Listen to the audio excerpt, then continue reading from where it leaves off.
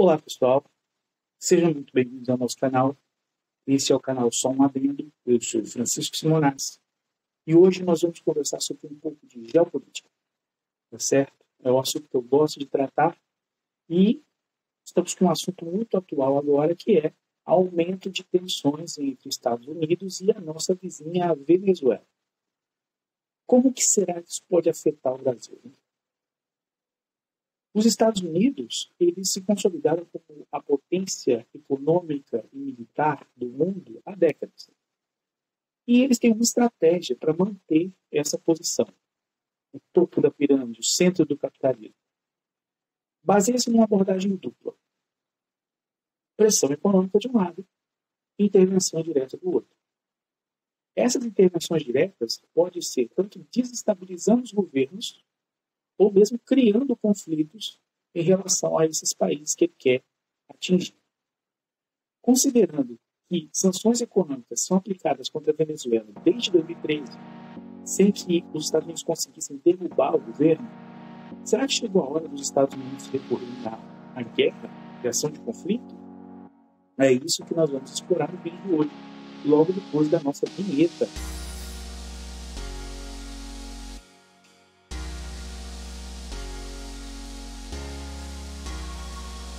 Isso. Antes da gente começar, eu quero pedir o seu apoio, pedir que você deixe seu like, se inscreva no nosso canal, compartilhe, deixe seus comentários sempre de forma respeitosa, que eu prometo tentar ler todos, certo? Isso ajuda muito no crescimento do canal. Para começar a conversa, vou fazer um pequeno contexto do tipo de abordagem que eu gosto de fazer. Na internet, tem muitos comentaristas de geopolítica. Alguns deles são muito capacitados. Outros não fazem a menor ideia do que estão falando. Infelizmente, esses que não fazem a menor ideia são aqueles que têm mais espaço, muitas vezes. Então, meu objetivo aqui é fazer uma análise sintética daquilo que eu considero mais realista e mais embasado. Não é futurologia, não é bola de cristal. A ideia é pegar fontes confiáveis, informações checadas, elementos concretos para poder projetar cenários, certo? Dado esse preâmbulo, eu vou trabalhar com dois cenários possíveis, certo? O primeiro cenário, eu vou dizer que a aparência é igual à essência. Ou seja, os Estados Unidos estão movimentando tropas na direção da Venezuela porque, de fato, quer entrar em conflito com a Venezuela. Desde agosto de 2025, os Estados Unidos iniciaram uma mobilização de navios de guerra, caças F-35 e até um submarino nuclear para o Caribe, aproximando-se da costa da Venezuela. A justificativa oficial seria o combate ao tráfico internacional de drogas. Segundo a Casa Branca, o presidente Nicolás Maduro comandaria um narco-estado. E a prioridade seria enfrentar o narco-terrorismo. Mas aí começa a acontecer algumas contradições. Muitos órgãos, inclusive das Nações Unidas, que analisam e tentam combater o tráfico internacional de drogas, inclusive o próprio DEA, que é o Departamento de Combate às Drogas dos Estados Unidos, demonstram por vários relatórios que existem outros países que são mais relevantes para o tráfico internacional, como a Bolívia, o Equador, o México, a Colômbia. Veja, não se trata aqui de negar que exista tráfico dentro da Venezuela, não é isso. Mas, do ponto de vista do tráfico, da estratégia internacional do tráfico, a Venezuela não está entre os principais centros da exportação. Então, se nós não temos grandes cartéis atuando na Venezuela, por que focar justamente nela? Né? Para tentar entender isso, eu vou recorrer a um precedente histórico. Em 5 de fevereiro de 2003, o então secretário de Estado norte-americano Colin Powell discursou no Conselho de Segurança da ONU. Powell dedicou 76 minutos tentando convencer a opinião pública internacional da necessidade de um conflito contra Saddam Hussein. Ele alegou que o Saddam Hussein possuía armas de destruição em massa, que apoiava o terrorismo e pretendia desenvolver armas nucleares. Todas as agências de inteligência do mundo contestaram essas informações. Mas a invasão aconteceu do mesmo jeito. O resultado mais de 500 mil iraquianos morreram, incluindo 100 mil crianças. E no fim de tudo, as armas nunca foram encontradas. Era realmente uma farsa. Os Estados Unidos deliberadamente sabiam que não existia armas de destruição em massa, mas tinha algo muito valioso para eles: petróleo. Grandes reservas de petróleo. É a gravação do áudio que ficou uma merda porque o microfone travou a bateria. A Venezuela, dessa forma, se constitui um alvo extremamente atraente. Ela detém cerca de 303 bilhões de barris de petróleo. É a maior reserva comprovada do mundo, além de 5,67 trilhões de metros cúbicos de gás natural. Uma ação militar seria, portanto, plausível se o objetivo fosse tomar o controle total dessas reservas. Caso uma ação militar se confirme, haverá uma grande desestabilização regional, com mortes, fluxos de refugiados, algo parecido com o que aconteceu no Iraque. No entanto, os custos para os Estados Unidos também serão severos. Não é de agora que a Venezuela se prepara para uma possível intervenção. E a estratégia de defesa venezuelana, baseada em um exército regular, apoiado com milícias populares, transformaria o território em um verdadeiro abatedouro de tropas inimigas. Morte de soldados norte-americanos repercutem muito mal na opinião pública de lá. O próprio Donald Trump se elegeu com um discurso pacificador, prometendo trazer as nossas tropas para casa. Então, um conflito teria um sério custo para a popularidade do presidente. Ao colocar em perspectiva prós e contras de uma ação militar direta, não parece ser muito desejável, mesmo para os Estados Unidos, intervir naquele território, principalmente se ele tem condições de conseguir esse petróleo através de vias diplomáticas. No entanto, Donald Trump não é conhecido por tomar decisões muito racionais.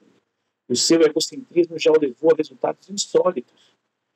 Por exemplo, ele conseguiu quebrar cassinos que ele possuía no passado, que é algo bastante difícil, se você pensar bem, né? A intervenção militar é uma das possibilidades, é uma carta que está na mesa, especialmente se o Donald Trump for impulsivo e não escutar os seus conselheiros militares. Então, vamos para o segundo cenário. Um cenário que eu vou chamar a aparência não é a essência. Essa movimentação seria uma dissimulação. O que é dissimulação? Dissimulação é quando um indivíduo esconde as suas verdadeiras intenções e seus sentimentos. Ele mostra algo, mas na intenção dele ele quer outra coisa.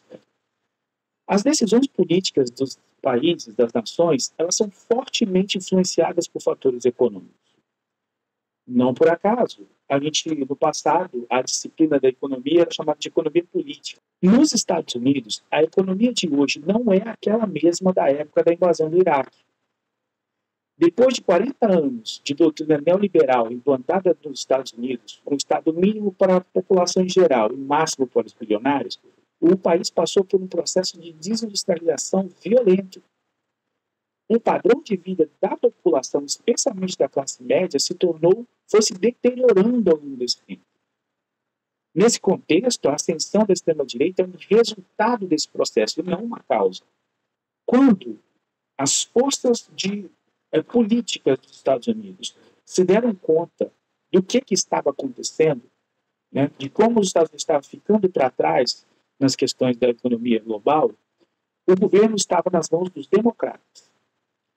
A Europa, que lá na primeira década dos anos 2000 teve um crescimento econômico grande, especialmente puxado pela Alemanha e o contexto da União Europeia, agora, mais recentemente, estava fazendo uma aproximação com a Rússia para conseguir energia mais barata, especialmente gás natural, para que a União Europeia pudesse ganhar competitividade industrial. Isso era mais uma ameaça ao interesse dos Estados Unidos. Novamente, ele colocou em movimento a estratégia, né? Ou desestabiliza, ou cria um conflito, ou uma mistura das duas coisas. O processo de desestabilização iniciou pelo Brexit, que foi a saída do Reino Unido do bloco da União Europeia. Se vocês puxarem pela memória, vocês vão se lembrar que essa saída foi provocada por duas empresas privadas, a Cambridge Analytica e o Facebook, ambas com vários vínculos com o governo americano. Foi um duro golpe, mas a Alemanha ainda resistia. A construção de 2 gasodutos para trazer gás barato da Rússia para a Alemanha, passando pelo mar, poderia impulsionar a economia da Alemanha e, consequentemente, a economia do bloco, barateando energia e melhorando a indústria.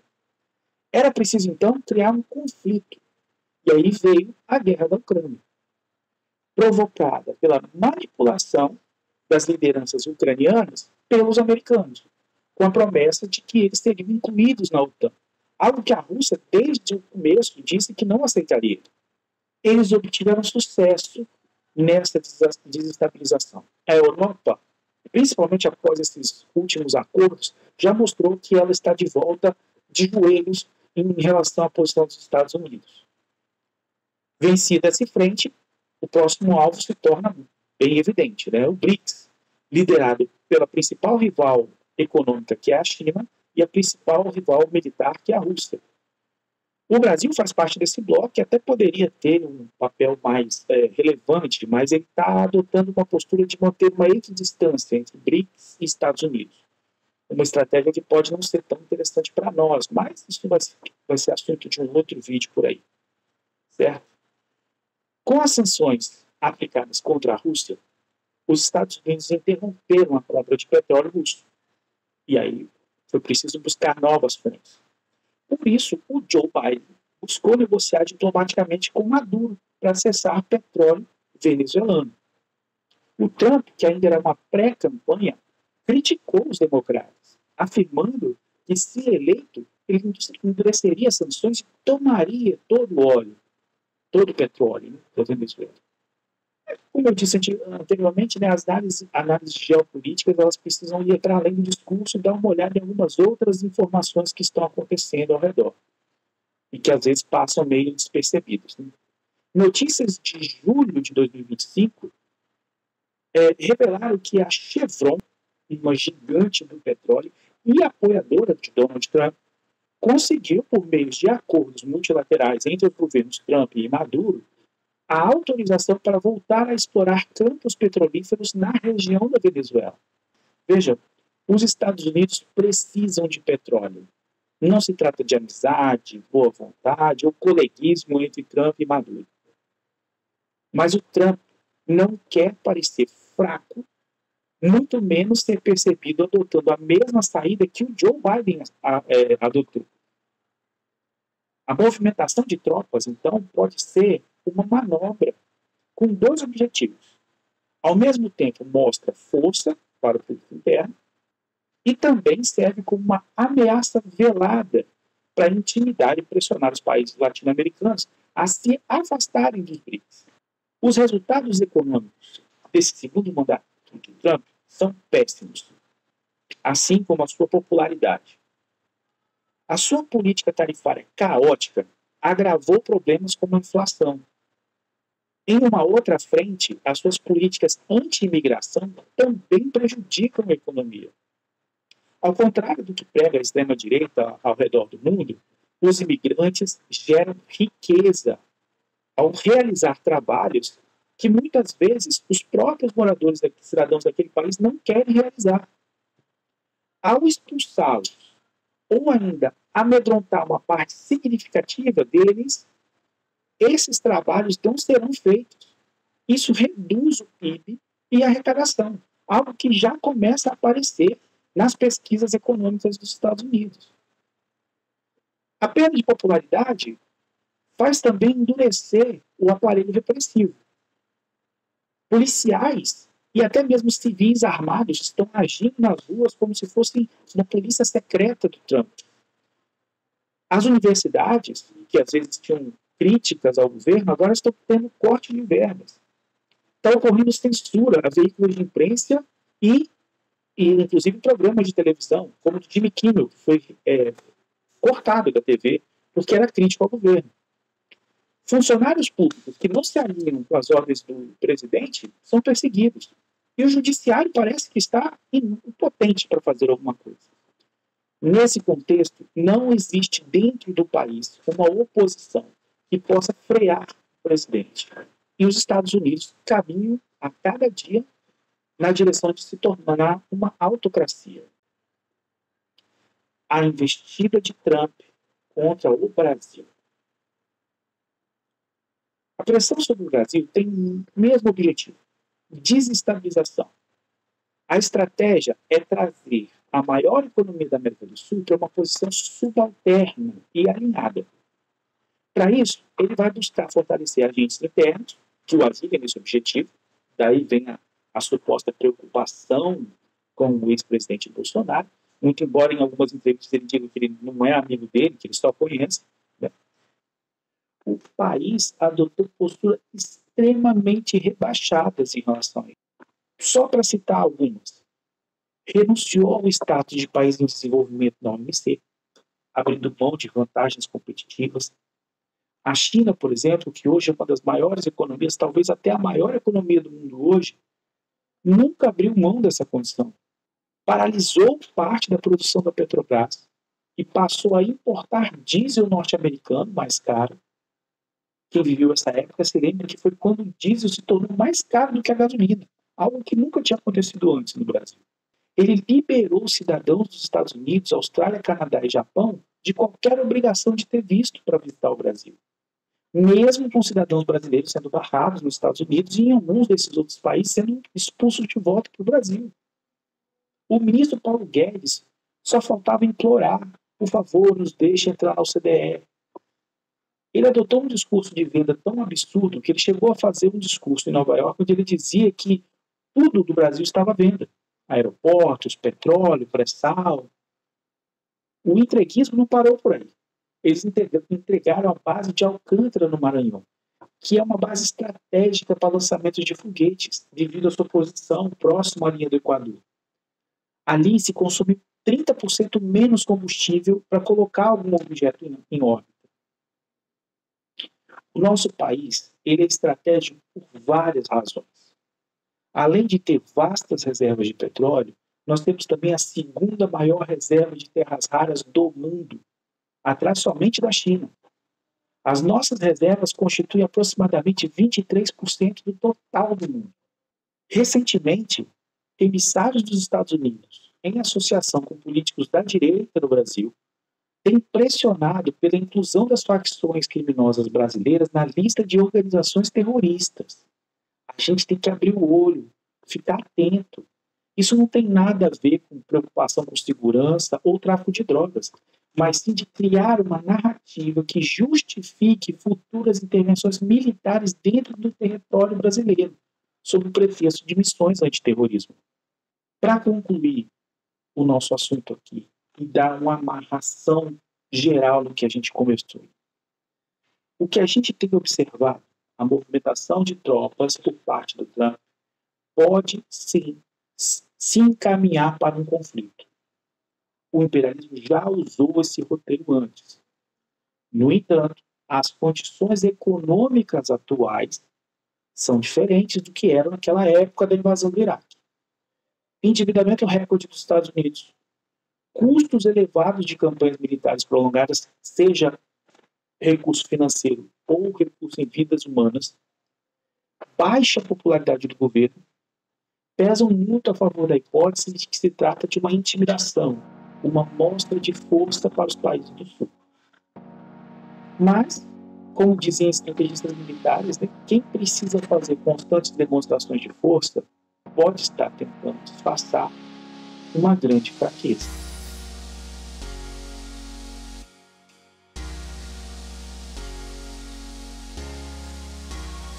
Se você gostou do vídeo, deixe seu like, se inscreva no canal, ative o sininho para não perder os próximos vídeos. Nossos vídeos saem geralmente aos domingos às 18 horas. Excepcionalmente pode sair algum vídeo de plantão aí se a gente tiver que discutir alguma notícia do momento, alguma coisa que a gente não possa perder. Certo? A gente se vê no próximo vídeo. Um forte abraço e tchau!